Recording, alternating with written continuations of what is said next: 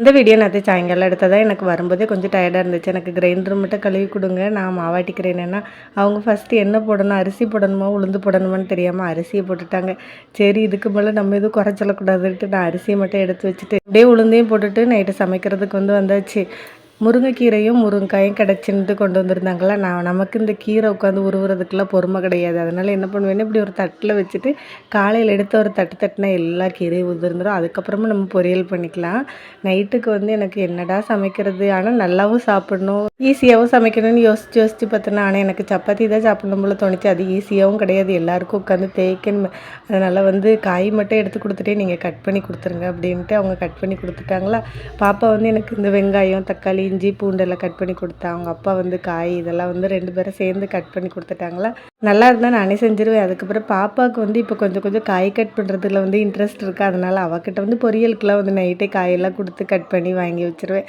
சரி அவங்களுக்கும் கொஞ்சம் டைம் பாஸ் ஆகுமே அப்படின்ட்டு அவங்க பாப்பா நல்லா கேரட் பீன்ஸ்லாம் குட்டி குட்டியாக கட் பண்ணி கொடுத்துட்டால. அதுக்கப்புறமா நான் பட்டை சோம்பு வெங்காயம் தக்காளி பச்சை மிளகா காயெல்லாம் போட்டு வதக்கிட்டு அப்படியே குக்கர்லேயே வச்சுட்டு உப்பு மஞ்சத்தூள் மிளகாத்தூள் மட்டும் போட்டு தேங்காய் சோம்பு அப்புறமா கொஞ்சம் பொட்டுக்கடலை இதெல்லாம் அரைச்சி ஊற்றி குருமா குக்கரில் வச்சு விட்டேன்னா, எங்கள் வீட்டுக்காரர் சொன்னாங்க, நான் வேணால் சப்பாத்திக்கு தேய்ச்சி தரட்டுமான்ட்டு. உங்ககிட்ட கொடுத்துட்டு அவங்களுக்கு சரியாக வராது அந்த அளவுக்கு தேய்க்கிறதுக்கு. அவங்க இந்த வேலை நமக்கு செஞ்சு தரதே பெருசு, அதனால் நானே தேய்ச்சிக்கிறேன் அப்படின்ட்டு கிச்சனில் நின்றுட்டே தேய்ச்சிருவோம். இந்த ஒரு டவல் போட்டு நம்ம தேய்ச்சினோங்களா, அந்த பூரிக்கட்டை எங்கேயும் நகராது. அதனால் அப்படி போட்டு நின்றுட்டே 3 அடுப்புலேயே ஒவ்வொன்று வச்சு விட்டேன். பால் வந்துச்சா பால் ஒரு அடுப்பில், அதுக்கப்புறம் குக்கர் ஒரு அடுப்பில் வச்சுட்டு சப்பாத்தியும் சுட்டுட்டு இருந்தேன்னா, நிறைய பேர் ஏக்கா லாங் வீடியோ போடுறதுலன்னு கேட்டிங்களா. நான் உண்மையை சொல்ல போனால் டைம் இல்லை. காலையில் எழுந்திரிச்சு வீடியோ எடுக்கலைன்னா காலையில் எந்திரிக்க முடியல. முதல்ல பிள்ளைங்க ஸ்கூலுக்கு 9 மணிக்கு போவாங்களா, இப்போ 8 மணிக்கே போயிடுவாங்க. நானும் வேலைக்கு ஒரு 8:15 கிளம்பிடுவேன்னா.